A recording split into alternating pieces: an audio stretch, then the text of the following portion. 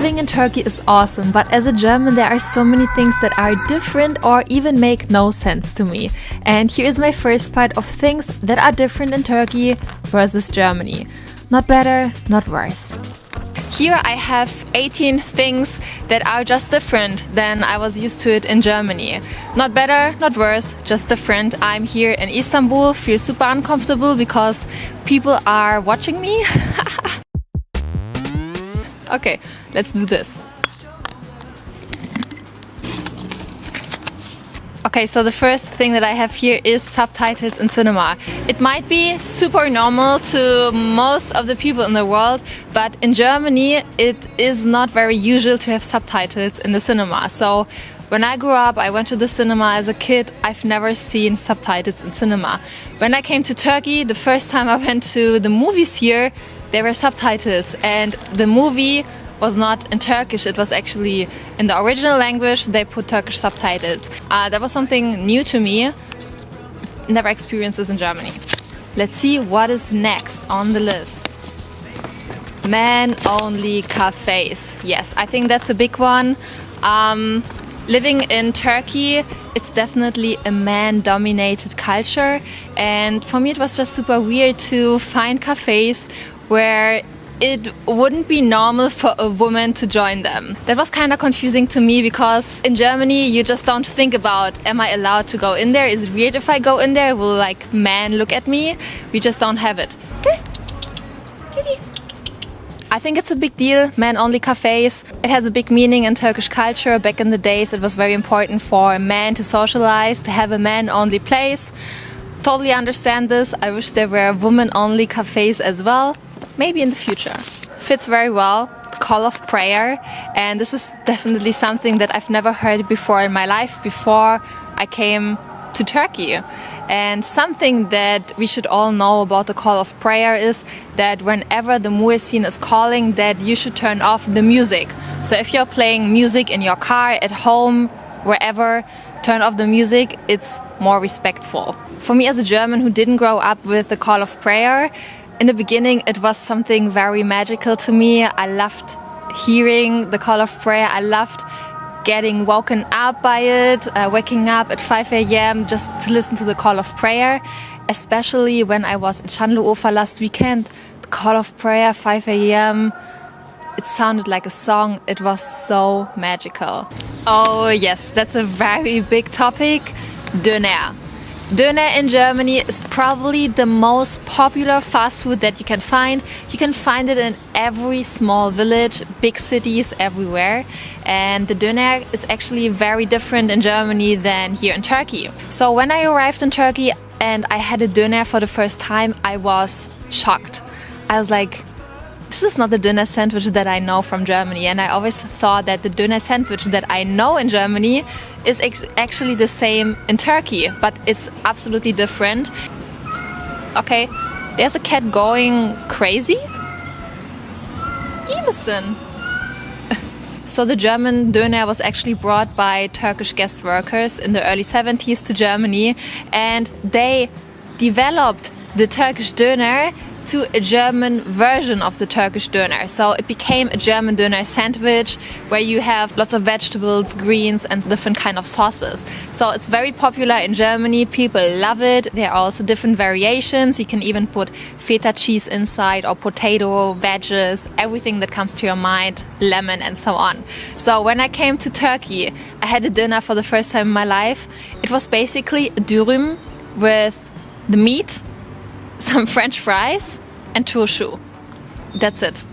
I was disappointed because this is not what I expected. I thought I would find the different sauces, I would find the salad, the vegetables, maybe cheese, you know, everything, but it's just not like that. And the reason for that is I found out after living here for over 3 years is that Turkish people love the flavor of the meat. That's why the döner, you find also very many different variations here as İskender, dürüm, sandwich, whatsoever. But here they focus more on the pure flavor of the meat. Yeah, it's a tough one.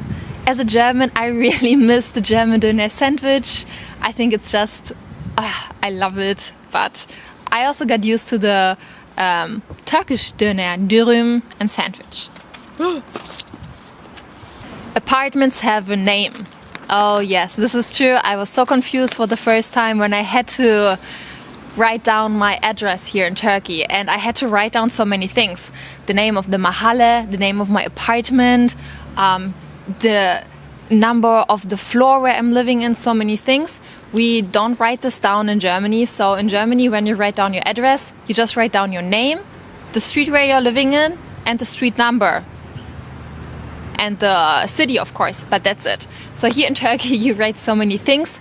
And this apartment is just called Halil apartment, I see Mine apartment.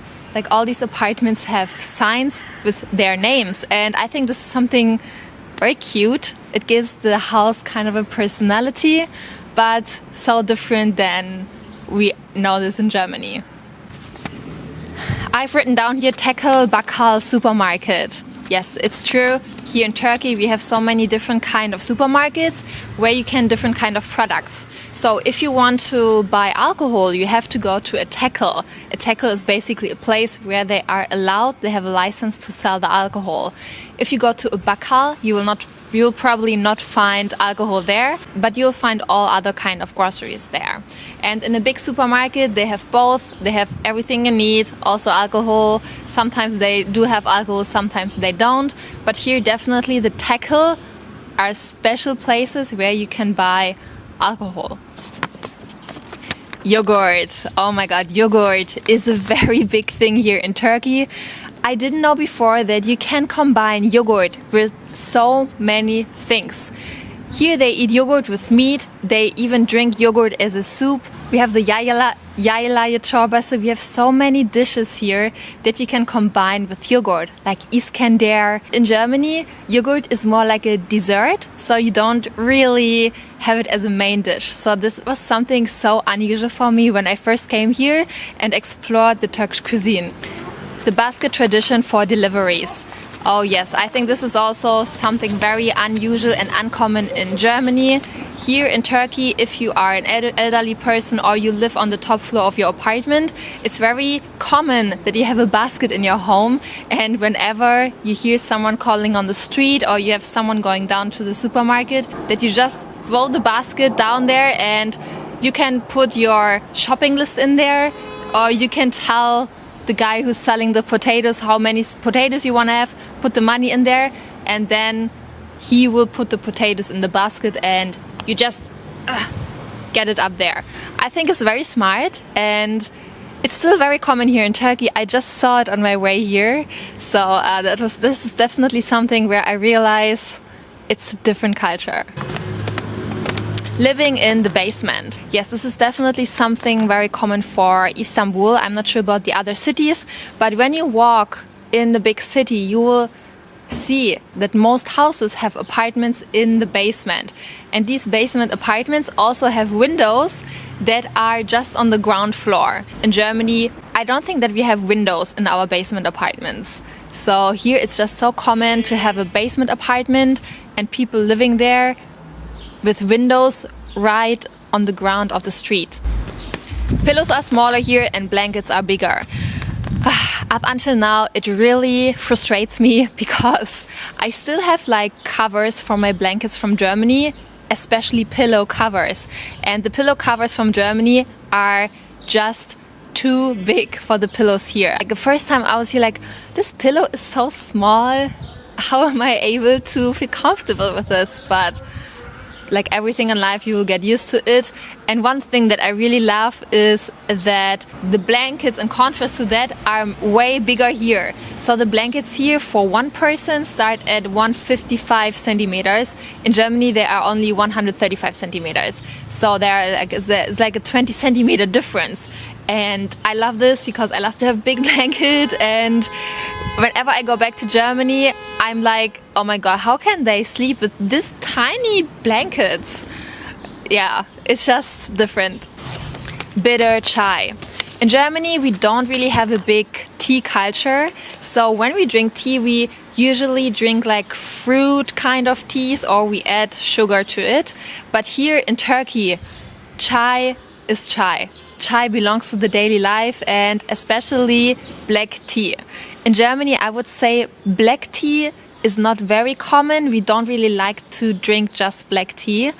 Here in Turkey, every single day they start their day with a black tea, with chai. It's not like on the bazaar as a tourist, when you come here you get like this sweet apple tea. So I was like, this is the Turkish tea, but actually it's the black tea, and you have to get used to it. Pistachio on every dessert. Yes, this is absolutely true. Something that is just different to Germany. We also have pistachio in Germany, but here it's very dominant in the desserts. We have baklava, künefe, lokum, halva. On all these desserts you can find pistachio. And if there's no pistachio in the dessert, is it really a dessert? I don't think so.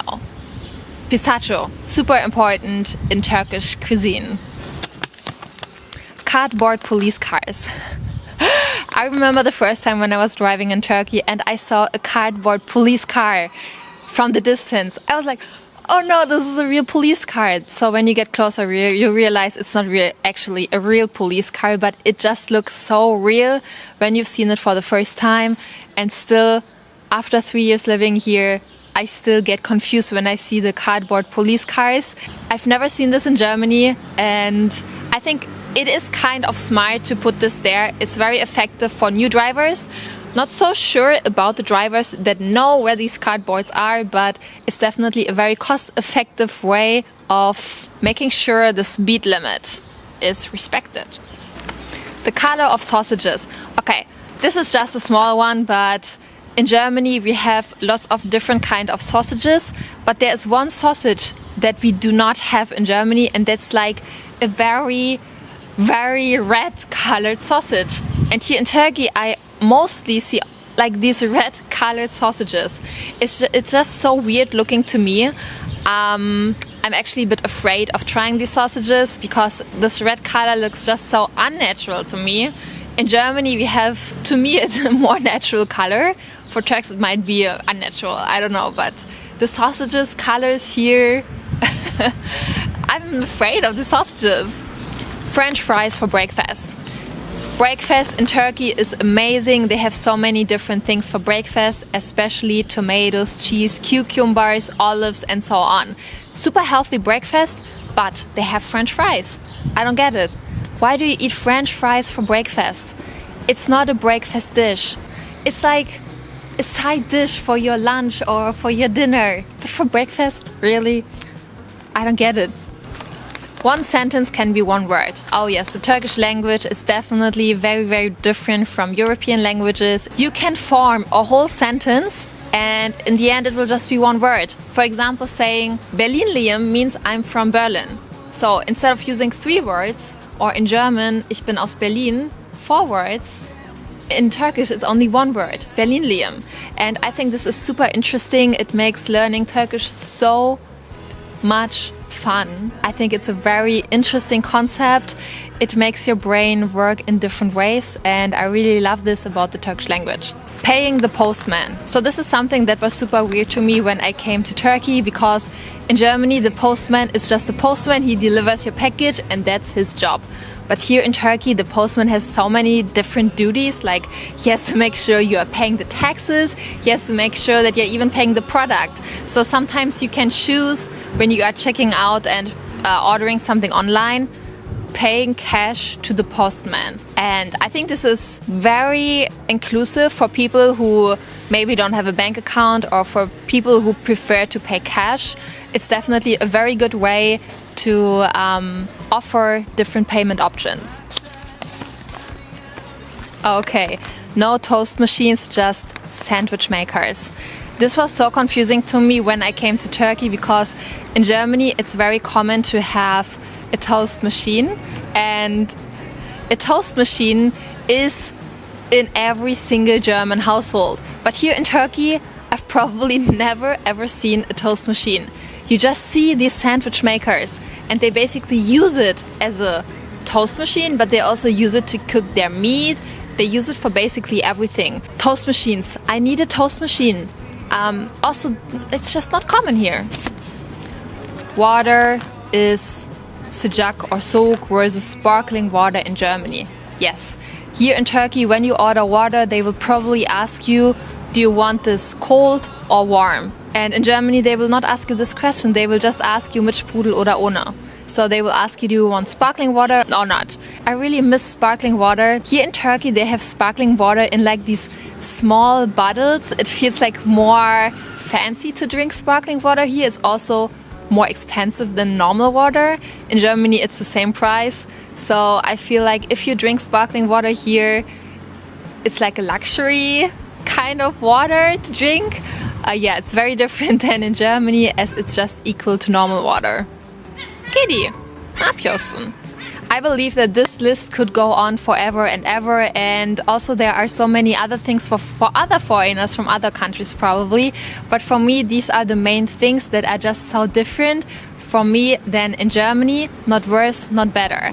I also made a list about what's worse here and what I think in Turkey is so much more better and brilliant ideas. This will be part 2 and part 3, so I hope you like the video, and I'll see you next time from another province, I guess.